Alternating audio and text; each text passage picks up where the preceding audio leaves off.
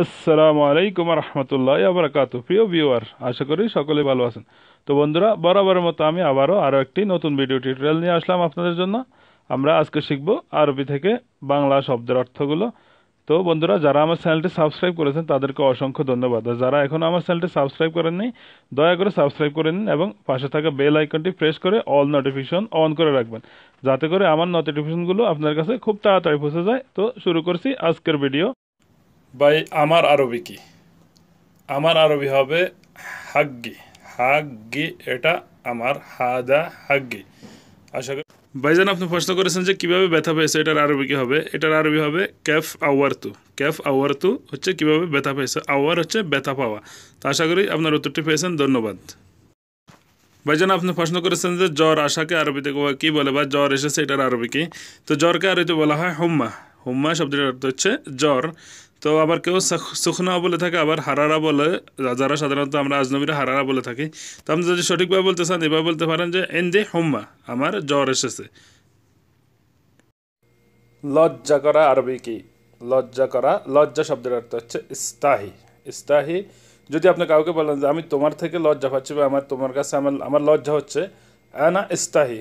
আনা ইস্তাহি মিন্নাক, আমি তোমার কাছে লজ্জা পাচ্ছি বা তোমাকে বলতে লজ্জা পাচ্ছি।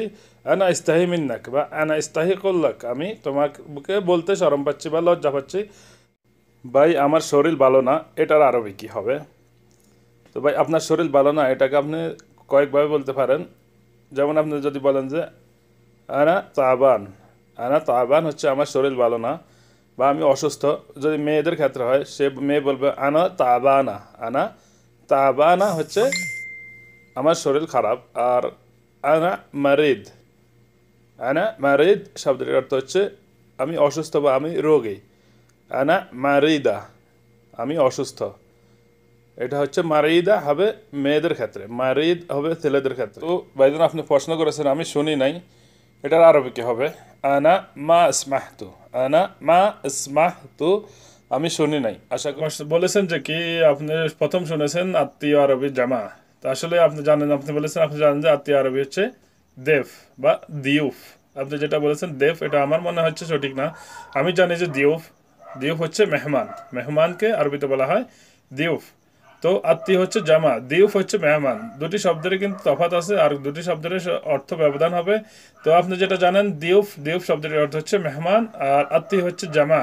তো আশা করি আপনি করেছেন লাতে লাভ মা গাল্ব। তো আসলে আপনি যে বাক্যটি বলেছেন, বাক্যটি এইভাবে হবে না, লাত আলাব মা গাল্ব। লাত আলাব মা গাল্ব শব্দের অর্থ হচ্ছে হৃদয়ের সাথে খেলো না। Don't play with my heart, মানে হচ্ছে হৃদয়ের সাথে খেলো না, অন্তরের সাথে খেলো না। লাত আলাব মা গাল্ব, আপনি যেটা বলেছেন লা তেলাফে মা গাল্প, এটা একটু অশুদ্ধ হয়ে যায় বা সঠিক হচ্ছে না। যে কি অসম্ভব আরবি কি? অসম্ভব আরবি হচ্ছে মুস্তাহিল। মুস্তাহিল হচ্ছে অসম্ভব। অনেক ক্ষেত্রে আপনি আপনি প্রশ্ন করেছেন আমার মনে নাই, এটাকে আরবিতে কিভাবে বলবেন? তো এটাকে আপনি দুইভাবে বলতে পারেন, আনা মা আতাযাক্কার। আনা মা আতাযাক্কার অথবা আনা লা আতাযাক্কার, আমি আমার মনে নাই। মা অথবা লা দুইটা শব্দের অর্থ হচ্ছে না অথবা নাই। আনা মা আতাযাক্কার, আমার মনে নাই, অথবা আনা লা আতাযাক্কার, আমার মনে নাই। আপনি প্রশ্ন করেছেন সন্দেহকে আরবিতে কি বলা হয়।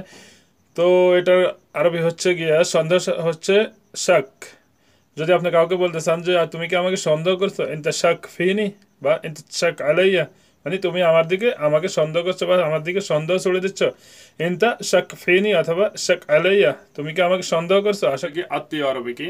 তো আত্মীয় আরবি হচ্ছে জামা। জামা শব্দের অর্থ হচ্ছে আত্মীয়।